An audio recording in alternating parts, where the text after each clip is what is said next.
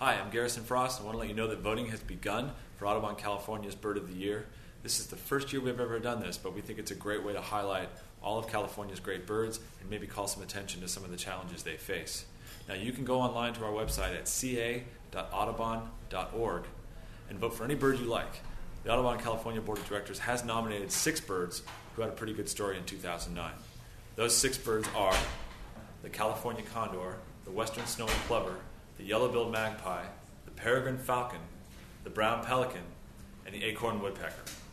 Go online again, www.ca.audubon.org, and vote for the bird that you think deserves the award. Voting is going to be going on through December 7th, and we hope everybody takes part.